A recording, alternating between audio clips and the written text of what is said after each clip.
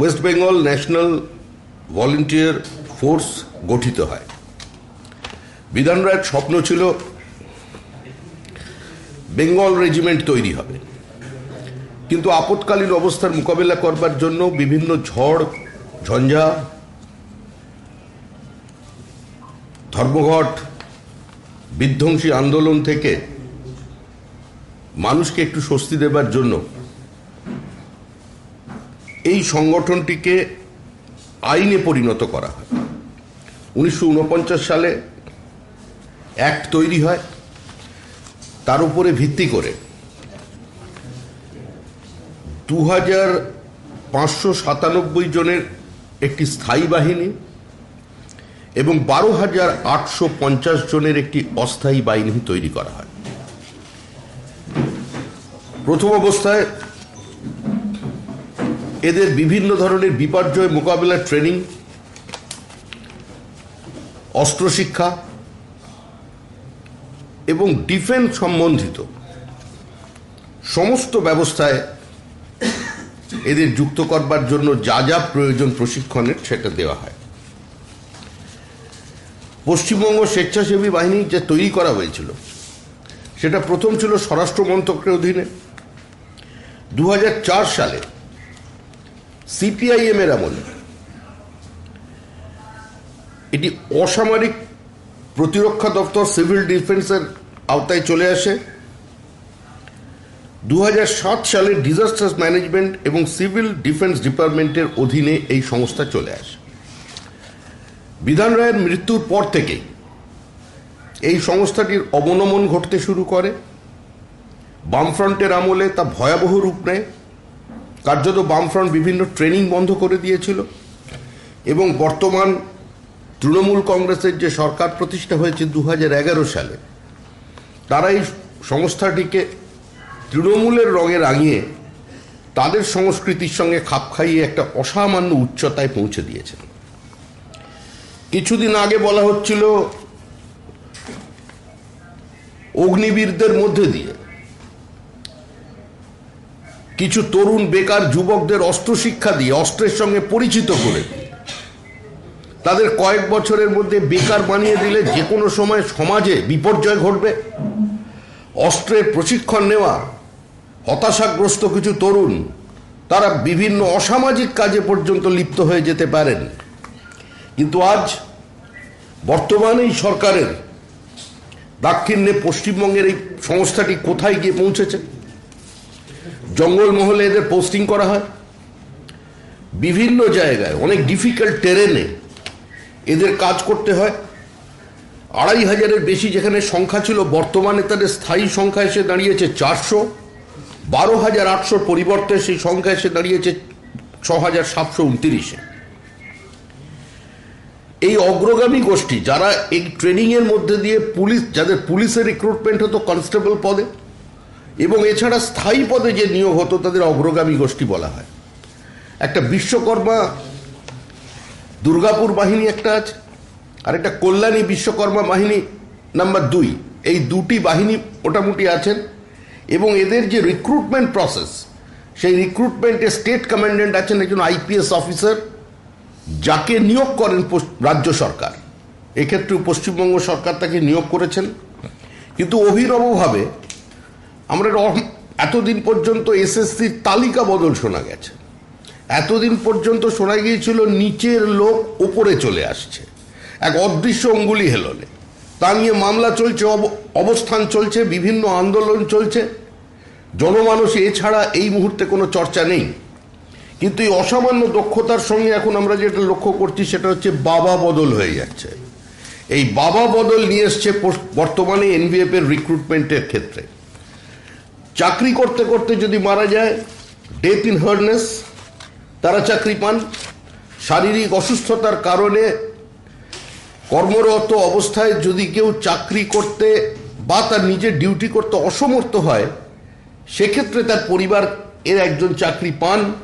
অন্তত এই সংস্থার নিয়ম এটাই। এই অসামান্য দক্ষতার মধ্যে দিয়ে একটির পর আমরা শুধুমাত্র 3-4টি ঘটনা আপনাদের কাছে নিয়ে আসছি সংবাদ মাধ্যমের কাছে।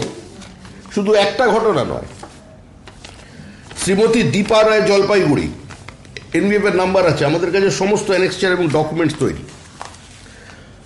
ইনি চাকরি করছেন, মারা গেছেন জগদীশচন্দ্র রায়, তার কন্যা হিসেবে তিনি চাকরি পেয়েছেন। এনার আসল নাম শ্রীমতী দীপা বর্মন রায়, বাবার নাম সন্তোষ বর্মন। এর পুরো অ্যানেক্সার এই ভোটার লিস্টে দেখুন, ভোটার হেল্পলাইন তার নম্বর দিচ্ছে, আর এখানে তার এখানে চাকরি চলেছে। রাজু মোহাম্মদ, মৃত কর্মীর নাম মোহাম্মদ তাজিমউদ্দিন। আর এই রাজু মোহাম্মদ এর নামে চাকরি করছেন, মারা গেছেন বলে শামসুল হক এর আসল পিতা, সে কোনোদিন এই এখানে এনভিএফ এ চাকরি করেননি, এই ঘটনা চলেছে। শ্রীমতী দীপা রায় যিনি চাকরি করছেন, এই মুহূর্তে তার বয়স হচ্ছে 32 বছর, আর যার চাকরি পাওয়ার কথা ডাইং হার্নেসে, তার বয়স হচ্ছে 40 বছরের বেশি। দীপা রায় বর্মন তিনি প্রকাশ্যে লিখে তার মা কোম্পানি কমান্ডারের কাছে জানিয়েছেন যে কিভাবে তার স্বামীর চাকরি তার মেয়ে পেয়ে গেছে বলে এই কোম্পানির পক্ষ থেকে বলা হচ্ছে, কিন্তু বাস্তবের সঙ্গে এর কোথাও কোনো মিল নেই, অন্য লোক চাকরি করছে। মনোজ হালদার নদিয়া, আসল নামও মনোজ হালদার, মৃত কর্মীর নাম মঙ্গল হালদার। এই যে মৃত কর্মী, তিনি কোনোদিন চাকরি করেননি। এই মৃত কর্মী বলে যাকে দেখানো হয়েছে, ইনি কোনোদিন চাকরি করেননি, কিন্তু এই মুহূর্তে তিনি চাকরি করছেন। শ্রী পূর্ণ বেরা, পশ্চিম মেদিনীপুর, আসল নাম পূর্ণ সামন্ত, সমস্ত ডকুমেন্ট আছে এখানে। প্রত্যেকটা অ্যানেক্সার আমরা দিচ্ছি যে আধার কার্ড, ভোটার আইডি, কোম্পানিতে যে নাম এফিডেভিট করে জানিয়েছেন, যে ডিক্লারেশন দিয়েছে, তার সঙ্গে কোথাও কোনো মিল নেই। নাম হচ্ছে পূর্ণ বেরা, আসল নাম পূর্ণ সামন্ত, মৃত কর্মীর নাম সুধীরচন্দ্র বেরা, চাকরি তিনি ছেড়ে দিয়েছেন। আসল এই যে ভদ্রলোক পূর্ণ বেরা, তার বাবার নাম হচ্ছে বাদল সামন্ত, যিনি জীবনে কোনোদিন চাকরি করেননি, কিন্তু এই সুধীরচন্দ্র বেরা যিনি চাকরি ছেড়ে দিয়েছেন শারীরিক অসুস্থতার কারণে, তার জায়গায় চাকরি করছে পূর্ণ বেরা। প্রত্যেকটা সরকারি জায়গায় নিয়োগ হয়েছে। আজকে তৃণমূল সরকার ক্ষমতায় আসবার পর এনভিএফ থেকে রিক্রুটমেন্ট, যেটা কনস্টেবল পদে হতো, সেটাকে সম্পূর্ণ বন্ধ করে দিয়েছে। অতীতে এই ট্রেনিং এর মধ্যে দিয়ে বহু লোক এখানে ট্রেনিং প্রাপ্ত হবার পর তারা সামরিক বাহিনীতে যোগদান করতে পারতেন, তাদের ফিজিক্যাল ফিটনেসকে একটা সার্টেন লেভেলে নিয়ে যাওয়ার কারণে। সেটা সম্পূর্ণভাবে বন্ধ। তাহলে যারা সম্পূর্ণ ফেক নথির ওপরে, সম্পূর্ণ জালিয়াতির মধ্যে দিয়ে নিজের বাবার নাম বদল করে, আরেকটি ঘটনা আছে স্বামীর নাম বদল করে যারা এখানে চাকরি করছেন, তাদের হাতে আগ্নেয়াস্ত্র দিয়ে তাদের জঙ্গলমহলে পাঠানো কতটা সুরক্ষিত, আজকে এই সরকারকে তার জবাবদিহি করতে হবে। জিতেন ঘোষ, ওয়েস্ট মেদিনীপুরের ডিএম অফিসের সামনে তিনি একটি ওই সাইবার অফিস চালাতেন, নাম হচ্ছে জিতেন ঘোষ। ফটোটা দেখি, জিতেন ঘোষ জাল নথি তৈরি করবার কারণে আজকে পুলিশ গ্রেপ্তার করেছে। স্থানীয় মানুষের অভিযোগের ওপরে ভিত্তি করে বিভিন্ন সরকারি দপ্তরের যে কোনো জাল নথি তৈরি, আধার কার্ড তৈরি, ভোটার আইডি তৈরি, এখনো পর্যন্ত তার জামিন হয়নি, ছাড়া পায়নি। তাকে দেখা যাচ্ছে শ্রমিক সংগঠনের পক্ষ থেকে একজন মন্ত্রী, অবশ্যই এই মন্ত্রীকে আমরা এর মধ্যে টানবো না, কিন্তু তিনি তো মন্ত্রী, তার সপ্রতিভ উপস্থিতি আছে। হ্যাঁ, জাভেদ খানকে তিনি পশ্চিমবঙ্গ সরকারের ত্রাণ তহবিলে টাকা দিচ্ছেন, সেই ভদ্রলোক এখানে দাঁড়িয়ে আছেন এই মুহূর্তে জেলে। সারা পশ্চিমবঙ্গ জুড়ে নিয়োগের ক্ষেত্রে আমরা যেটা বলেছি, প্রত্যেকটি আজকে প্রশ্নচিহ্নের মুখে, প্রত্যেকটা নিয়োগ 2011 সালে তৃণমূল সরকারের আমলে যত নিয়োগ হয়েছে তার বিচার বিভাগীয় তদন্তের আমরা দাবি করছি। কারণ অত্যন্ত গুরুত্বপূর্ণ একটি বিষয়, যেটি ডক্টর বিধানচন্দ্র রায়ের স্মৃতি বিজড়িত, যেখানে ট্রেনিং নিয়ে বহু মানুষ সামরিক এবং অসামরিক বিভিন্ন প্রতিরক্ষা দপ্তরে চাকরি করেছেন, যাদের থেকে বহুজন পুলিশ কনস্টেবলে নিযুক্ত হয়েছে, যাদের এখনো পুলিশের সঙ্গে বিভিন্ন জায়গায় ডিউটিতে পাঠানো হয়।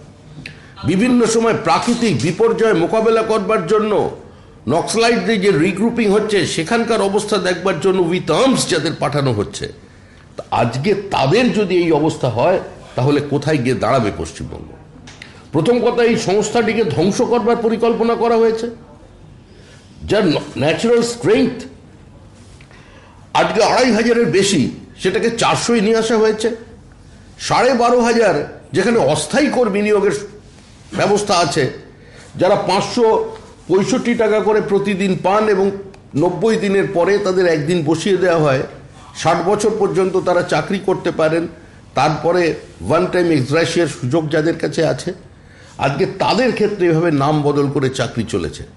বিভিন্ন জায়গায়, কোনো জায়গায় ফেক ইভি মানে voter card, voter identity card, কোনো জায়গায় আধার কার্ডকে সম্পূর্ণ জালিয়াতি করে এই চক্রের মধ্যে যে ছিল জিতেন ঘোষ, সেই গ্রেপ্তার, তার এখনো জামিন হলো না। আর যাদের সে চাকরি করলো এই পুরো চক্রের মধ্যে দিয়ে, এই যে নিয়োগ হয়ে গেল, এখনো পর্যন্ত তাদের বিরুদ্ধে বহু অনুনয় বিনয়ের পর কোনো ব্যবস্থা নেওয়া হয়নি। এমনকি যেটা বললাম, শ্রীমতী দীপা রায়, তার মা, যে সরাসরি চিঠি দিয়ে সরকারিভাবে জানিয়েছেন যে তার স্বামীর নামে যে চাকরি করছে সে তার মেয়ে নয়, তার স্বামী কোন মৃত্যুর পর তারা কোনো সুবিচার পাননি, এখনো পর্যন্ত সেটার কোনো ব্যবস্থা হয়নি। ধন্যবাদ।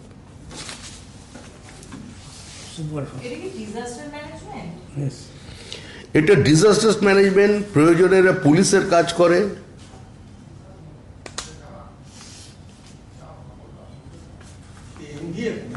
NVF, West Bengal national volunteer force.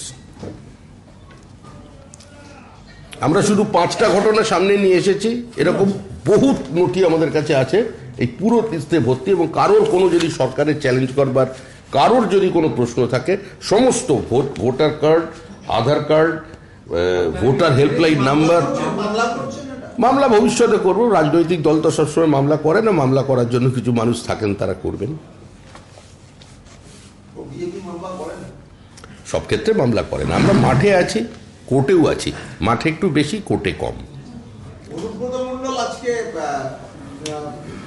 তাকে কেন্দ্রীয় তদন্তকারী সংস্থা ডেকেছিল, তিনি মেডিকেল, তার মেডিকেল চেক আপ আছে, সেই আছে, সেখানে প্রথমে গেলেন না, পরে মেডিকেল চেক আপ হলো, সেখানে হাসপাতাল ভর্তি করার দরকার নেই বলে জানিয়ে দিল, বাড়ি চলে গেল। তো এই যে মানে কেন্দ্রীয় তদন্তকারী সংস্থাকে এড়ানো, এটাকে কি বলবেন? এটা তো আমাদের বলার কিছু নেই। রাজনৈতিক দল সেই বিষয়ে কথা বলে যেখানে মানুষের একটা পারসেপশন তৈরি হয়েছে এবং মানুষ যেটা নিয়ে চিন্তিত। এই মুহূর্তে মানুষ দুর্নীতির ওপর থেকে পর্দা উঠেছে কেটে দেখতে চায়, দুর্নীতিগ্রস্তদের দেখতে চায়। পার্থ চ্যাটার্জি একটা মুখোশ ছিলেন, মুখোশ, তৃণমূলের মুখোশ। মুখোশের আড়ালে কি আছে তাদের সঙ্গে মুখোমুখি দাঁড়াতে চায় আর প্রকৃত অবস্থাটা জানতে চায়। এই দীর্ঘদিন লুকোচুরি খেলা, এই কানামাছি খেলার পরিবর্তে আমরা আশা করছি, বা আমাদের এটা দাবি, দ্রুত তদন্ত সম্পন্ন হোক এবং শেষ হোক। আজকে নেতা মন্ত্রীদের এই আচরণের জন্য সারা দেশে অত্যন্ত মর্যাদার সঙ্গে যে যে হসপিটালটির নাম প্রথমেই উঠে আসে, সেই এসএসকেএম, এখানকার চিকিৎসকদের প্রতিষ্ঠা, এখানকার চিকিৎসকদের বিশ্বাসযোগ্যতা এবং সর্বোপরি প্রতিষ্ঠানের বিশ্বাসযোগ্যতা আজকে প্রশ্নচিহ্নের মুখে দাঁড়িয়েছে। এরা তদন্তকে ফেস করতে ভয় পাচ্ছেন।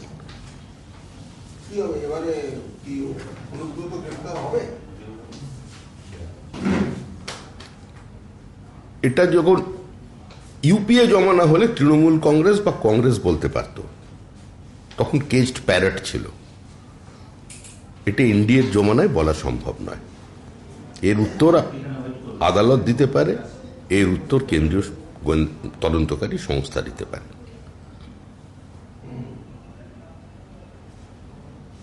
শেষ।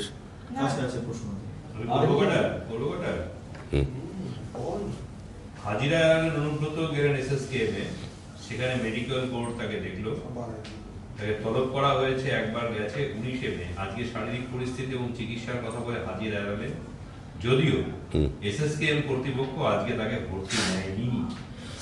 সূত্র জানিয়েছে যে তাকে আবার তলব করা হবে। যা কিছু হচ্ছে তা জনসমক্ষে হচ্ছে, যা কিছু হচ্ছে কোর্টের নির্দেশে হচ্ছে, কোর্টের নজরদারিতে হচ্ছে। আর সকলের যারা অভিভাবক তারা হচ্ছে জনগণ, ভোটার, তারা ঠিক সময় সিদ্ধান্ত নেবেন।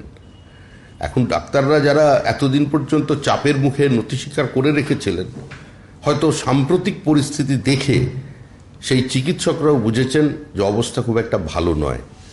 সেজন্য তারা নিজেদের প্রতিষ্ঠার স্বার্থে, বিশ্বাসযোগ্যতার স্বার্থে কথা বলেছেন। আজ থেকে 6 মাস হলে উনি 15 দিনের জন্য আবার চিকিৎসাধীন হয়ে যেতেন। গরু পাচার কাণ্ডে আসানসোল কোর্টে আর চার্জশিট জমা দিয়েছে সিবিআই। সাইগল হোসেনের নাম আছে, বিকাশ মিশ্রের নাম আছে।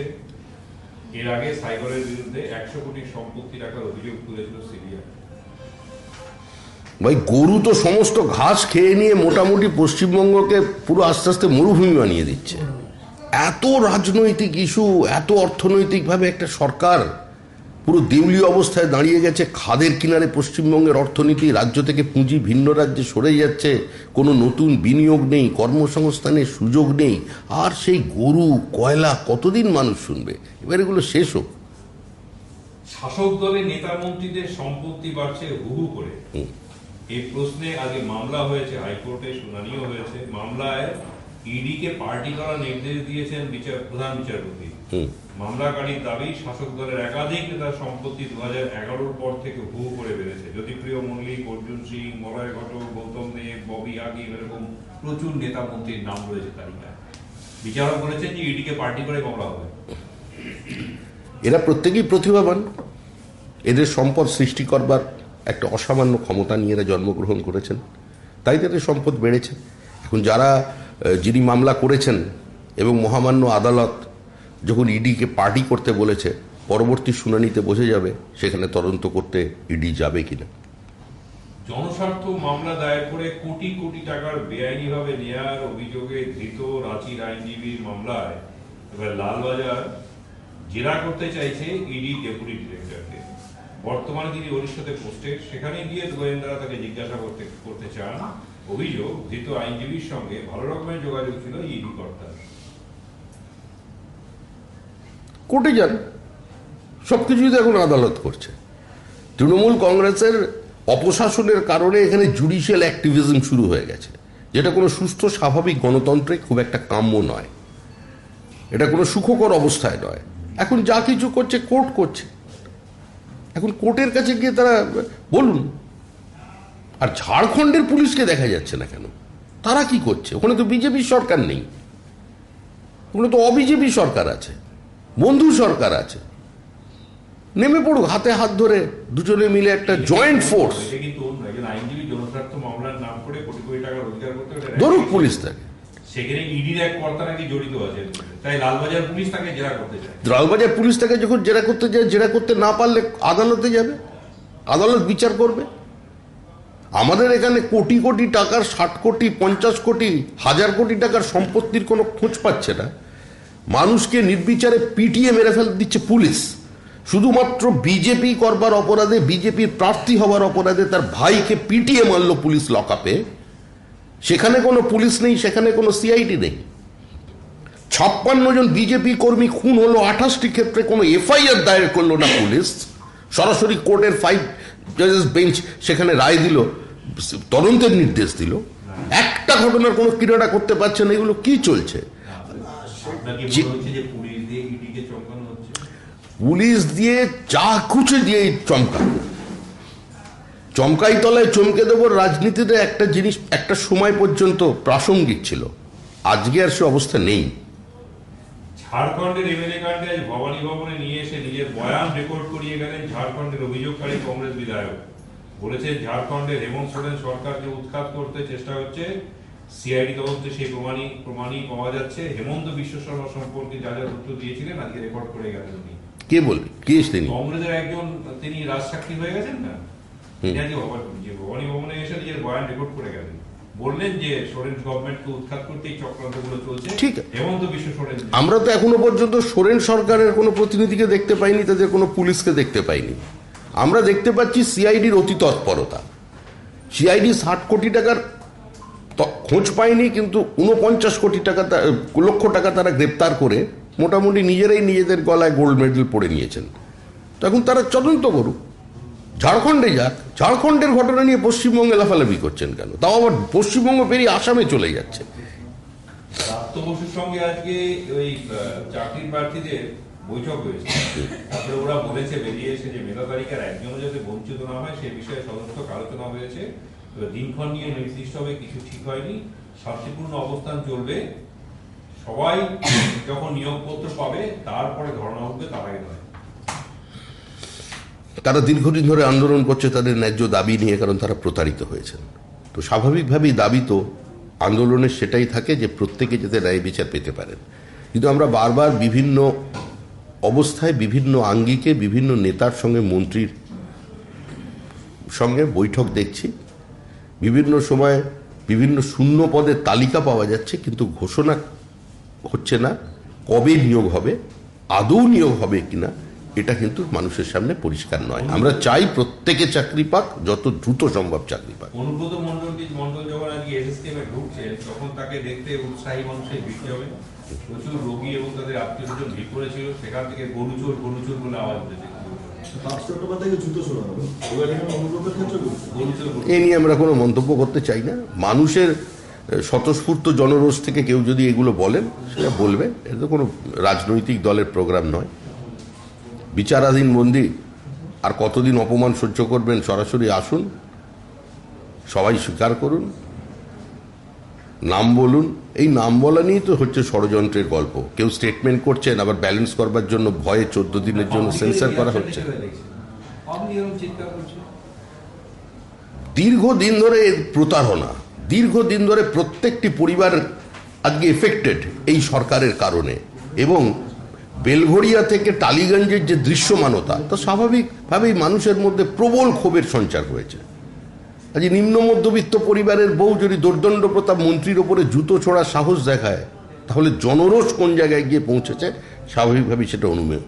লাস্টের লেটেস্ট আপডেট এটাই, গরু পাচার কেসে যে চার্জশিট জমা দিয়েছে সিবিআই, তাতে পরিষ্কার বলা হয়েছে যে সাইগরের প্রথমে বলেছিল যে ওরা টাকা, ওর সাইগরের নামে ক্যাশ টাকা পাওয়া গেছে। ওরা বলছে 4 কোটি টাকার সম্পত্তি সাইগরের কাছ থেকে আরো উদ্ধার করা হয়েছে। এনামুলের সঙ্গে বিএসএফ এর কমান্ড্যান্টের, এনামুলের সঙ্গে বিএসএফ কমান্ড্যান্টের কথোপকথনের কল রেকর্ডও রয়েছে সিবিআই এর কাছে, সেটাও তারা উল্লেখ করেছে। এটা সম্পূর্ণ আইনি প্রক্রিয়া, একটা তদন্ত হচ্ছে। এ নিয়ে কোনো রাজনৈতিক দলের মতামত দেওয়ার প্রশ্ন নেই। পাচার যে হয়েছে এটা সর্বজন বিদিত, কারা যুক্ত এটাও মানুষ জানেন। মানুষ তাদের গ্রেপ্তার দেখতে চায়, তাদের শাস্তি দেখতে চায়। 17 সালে যে এই জনস্বার্থ, আমি ওটা আগে হয়েছে, কিন্তু এই জায়গাটা আমি চাইছি যে জনস্বার্থ মামলা যেটা 2017 সালে যে মামলা দায়ের হয়েছিল, সেই মামলায় যেখানে ইডিকে পক্ষ হিসেবে অন্তর্ভুক্ত করে যে নির্দেশ দেওয়া হয়েছিল প্রধান বিচারপতি ডিভিশন বেঞ্চে, যাদের নামের তালিকা যে তার মধ্যে যেরকম রাজ্যের একাধিক মন্ত্রী তারাও রয়েছেন, তেমনি এটাও খুব লক্ষণীয় যে একেবারে প্রথমে সেন্ট্রাল গভর্নমেন্ট অ্যাডভোকেট, মানে সিবিআই এর অফিসের একজন আধিকারিক, সিবিআই অফিস এবং সুপারিনটেন্ডেন্ট অফ পুলিশ সিবিআই, এরকম income tax, central income director of income tax, এরকম কয়েকজন কেন্দ্রীয় তদন্ত, মানে কেন্দ্রীয় সংস্থা, তাদেরও কিন্তু নোটিশ করা হয়েছে। তো সেই ক্ষেত্রে একটা প্রশ্ন উঠছে যে জনস্বার্থে এই যে মামলা, যেখানে অস্বাভাবিক তাদের সম্পত্তি বৃদ্ধি পেয়েছে বলে, এদের ক্ষেত্রেও এই ধরনের সম্পত্তি বৃদ্ধির একটা অভিযোগ কিন্তু। দুর্নীতি তো এখন বিচ্ছিন্ন ব্যাপার নয়, দুর্নীতি শুধুমাত্র রাজনৈতিক নেতারা করেন আর কারোর বিরুদ্ধে দুর্নীতির অভিযোগ ওঠে না, বিষয়টি তো এরকম নয়। দুর্নীতির একটা নিজস্ব ভাষা আছে। তবে আমরা আনন্দিত এই কারণেই যে সবাই বলছিলেন নরেন্দ্র মোদীর নেতৃত্বে মানে 2014 সাল থেকে ভারতবর্ষের একদম অর্থনীতি ধ্বংসের দিকে চলে গেছে, মানুষের রোজগার শেষ হয়ে গেছে। তখন রাজ্যের এই সপ্রতিভ মন্ত্রীদের যদি এ ধরনের সম্পত্তি বৃদ্ধি হয়ে থাকে, যা বলছেন 1000 কোটি টাকা, তাহলে নিঃসন্দেহে অর্থনীতির অবস্থা ভালো। আজকে দিল্লিতে এই বিদ্যুৎ বিলের সংশোধনী নিয়ে তুলকালা, শেষ পর্যন্ত বিলটাকে যদিও স্ট্যান্ডিং কমিটিতে পাঠানো হয়েছে সেটাকে আরো বিচার বিবেচনা করার জন্য, কিন্তু এই ইস্যুতে তাদের যে প্রধান মানে বিরোধীদের যে প্রধান অভিযোগ যে প্রথমত যুক্তরাষ্ট্র এরকম একটা বিল যে বিলটা নিয়ে লোকসভায় সেখানে কোনো আলোচনাই হলো না, এর উত্তর লোকসভায় যারা সাংসদ আছেন তারা দিতে পারবেন আর কেন্দ্রীয় বিজেপি দিতে পারবে। আমি শুধু একটাই কথা বলতে পারি যে পশ্চিমবঙ্গে এই মুহূর্তে বিদ্যুতের দাম সবচেয়ে বেশি, আমরা সেটার উপরই ফোকাস করছি। সোনিয়া গান্ধী এটা যারা সাংসদ তারা বলতে পারবেন, যারা কেন্দ্রীয় সরকারের প্রতিনিধি তারা বলতে পারবেন। এটা আমার এখতিয়ারের বহির্ভূত। বিরোধীদের আন্দোলন করবার অধিকার আছে, প্রতিবাদ করবার অধিকার আছে, এবং সংসদীয় ব্যবস্থায় কোনো বিলকে স্ট্যান্ডিং কমিটিতে পাঠিয়ে পুনর্বিবেচনা বা সেখানে কোনো সাপ্লিমেন্ট গ্রহণ করবার ব্যবস্থাও আছে, সেটা হবে। যা হয়েছে সেটা আধুনিকীকরণের জন্য, যা হয়েছে একটা সুস্থ প্রতিযোগিতা যাতে থাকে সেটার জন্য, যা হয়েছে তাতে যারা মনোপলি যাতে কারোর প্রতিষ্ঠা না হয় সেটার জন্য, যেটা পশ্চিমবঙ্গে আছে। কিন্তু এই জায়গাটাতেই তাদের বক্তব্য হচ্ছে যে ঘুরিয়ে ঘুরপথে বেসরকারীকরণের দিকেই নিয়ে যাওয়া, যেরকম ভাবে টেলিকম শিল্পটাকে বেঁচে দেওয়া হয়েছে ঠিক একই রকম ভাবে এই বিদ্যুৎ শিল্পটাকেও বেঁচে দেওয়ার চক্রান্ত হচ্ছে। এবং এটাকেও এ বিতর্কের কোনো শেষ নেই।